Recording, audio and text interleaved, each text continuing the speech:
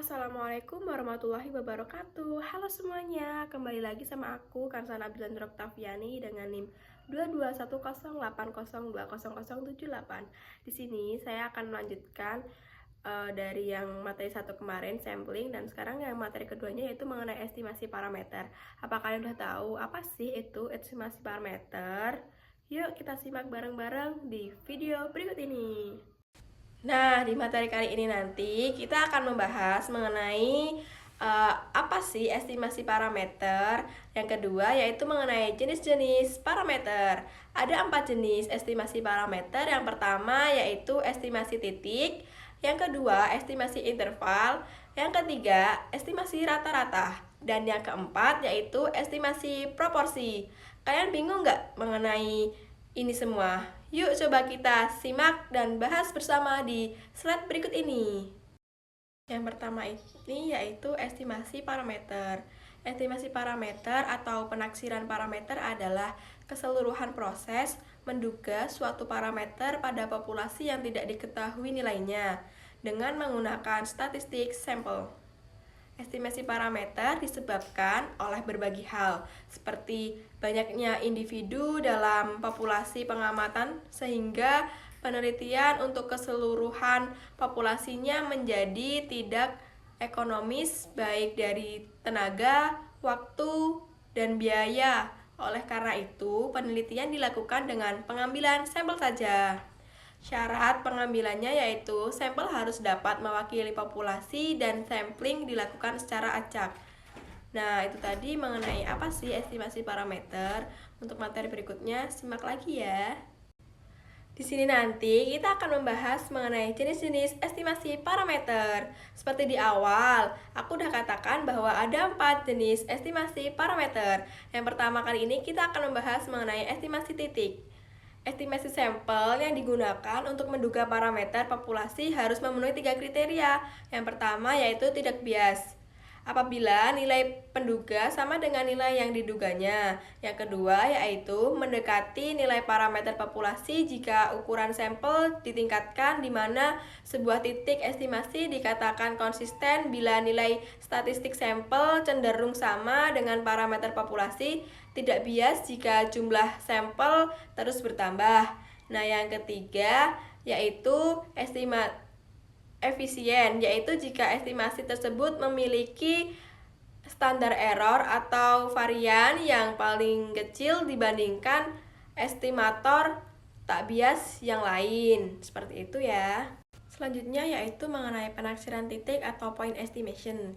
Nilai tunggal yang digunakan untuk menaksir to estimate parameter besaran populasi yang tidak diketahui. Contohnya untuk menduga rata-rata ukuran sepatu mahasiswa diambil 4 orang sebagai sampel. Yang pertama yaitu ada Kara 38, Farhat 40, Evan 43, Lois 39 dibagi N jumlah. Perhitungannya yaitu 38 ditambah 40 ditambah 39 ditambah 43 dibagi dengan jumlahnya yaitu jumlah sampelnya tadi yaitu 4 sama dengan 40. Dua yaitu estimasi interval. Interval yaitu keyakinan berisi pernyataan keyakinan bahwa interval tersebut berisi nilai parameter. Ketepatan estimasi sampel bisa diukur dengan menggunakan estimasi interval. Terdapat 2 batas yaitu lower limit estimate, upper limit estimate. Sebelum melakukan estimasi, tingkat kepercayaan ditetapkan terlebih dahulu yaitu sebesar 1 min A kecil itu seperti yang di atas. Tingkat kepercayaan adalah tingkat kepercayaan sejauh mana statistik sampel dapat mengestimasi dengan benar. A kecil adalah tingkat signifikansi ambang batas yang digunakan untuk menentukan signifikansi jika nilai kesalahan kurang dari atau sama dengan tingkat signifikansi data tersebut dianggap signifikan secara statistik. Penaksiran dilakukan di antara 2 nilai estimasi. Ada batas bawah dan batas atas berdasarkan interval kepercayaan. Semakin tinggi interval yang digunakan, maka interval semakin baik. Interval kepercayaan 90%, Z-nya sama dengan 1,64. Interval kepercayaan 95%, Z-nya sama dengan 1,96. Interval kepercayaan 99%, Z-nya sama dengan 2,58. Semakin sempit interval yang dihasilkan dalam estimasi, maka penaksiran semakin tepat. Ketepatan estimasi sampel bisa diukur dengan menggunakan estimasi interval. Besarnya estimasi interval dipengaruhi oleh 3 faktor, yakni yang pertama besarnya sampel atau N, yang kedua tingkat keyakinan atau kepercayaan yang dipilih atau level of confidence, dan ketiga yaitu variabilitas dari populasi yang diukur dengan standar deviasi. Dari ketiga faktor tersebut, bisa ditentukan jenis distribusi mana yang akan digunakan di dalam menghitung estimasi interval. Contohnya, jika populasi berdistribusi normal dan jika diketahui standar deviasinya, maka kita menggunakan uji distribusi Z. Namun, jika tidak diketahui, maka kita menggunakan uji distribusi T. Bila populasi tidak mempunyai distribusi normal, tetapi sampel datanya besar, yaitu paling tidak 30 atau lebih, maka digunakan uji distribusi Z. Sedangkan jika sampelnya kurang dari 30, maka digunakan uji non-parametrik. Tingkat keyakinan adalah pernyataan probabilitas, jadi nilainya seperti yang tertera di atas ya. Hubungan antara nilai estimasi atau estimative value, X, nilai sebenarnya, true value, dan tingkat keyakinan diberikan dalam pernyataan yang sesuai gambar di atas bisa disimak ya. Dalam pengujian distribusi normal telah dijelaskan cara mengkonversikan nilai mean dan varians data ke dalam bentuk Z sebagai berikut, tertera di sini juga ya. Coba disimak dengan seksama. Selanjutnya yaitu estimasi rata-rata. Estimasi rata-rata merupakan populasi yang apabila seluruh skor dalam populasi mendekati rata-ratanya, atau dengan kata lain nolnya kecil. Estimasi rata-rata juga merupakan rata-rata populasi melalui kata-kata sampel berapa banyak error yang terjadi di antara rata-rata sampel dengan rata-rata populasi. Dari itu, standar error akan memberi informasi tentang baik buruknya estimasi rata-rata yang kita lakukan. Ada dua jenis. Kasus sampel besar atau N lebih dari 30 dan atau simpang baku diketahui. Pertama untuk populasi tidak terbatas atau intimate population. Yang kedua untuk populasi terbatas atau finite population. Yang kedua ada kasus sampel kecil atau N lebih kecil dari 30 dan atau simpang baku tidak diketahui. Yang pertama untuk populasi tidak terbatas atau infinite population, dan yang kedua untuk populasi terbatas atau finite population. Selanjutnya yaitu rumus estimasi rata-rata.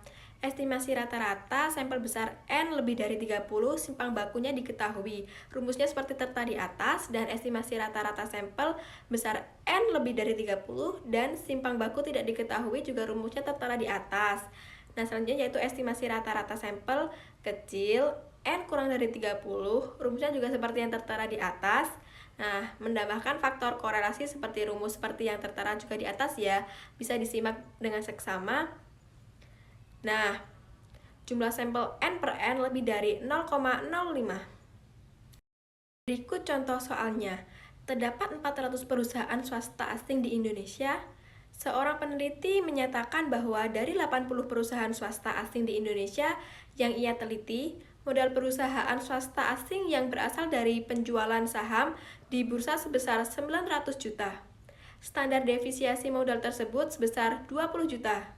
Dengan tingkat signifikansi sebesar 5%, berapakah taksiran rata-rata modal perusahaan swasta asing dari penjualan saham di bursa? Diketahui N besarnya yaitu 400 dan N kecilnya 80. Rata-rata sampelnya 900, simpang baku sampelnya 20, dan N kecil dibagi dengan N besar yaitu 80 dibagi 400 sama dengan 0,2. Hal ini menggunakan faktor korelasi. Untuk jawabannya dapat disimak di atas ya teman-teman. Nah, materi terakhir yang akan kita bahas kali ini yaitu mengenai estimasi proporsi. Estimasi proporsi merupakan penghitungan untuk mengetahui kemungkinan rentang proporsi yang terjadi pada suatu gejala pada populasi berdasarkan data sampel yang diambil secara random atau acak. Contohnya yaitu dalam proses quick count pada pemilu untuk menentukan pemenang dengan menggunakan konsep estimasi proporsi dan hasilnya sering ditampilkan dalam bentuk persentase.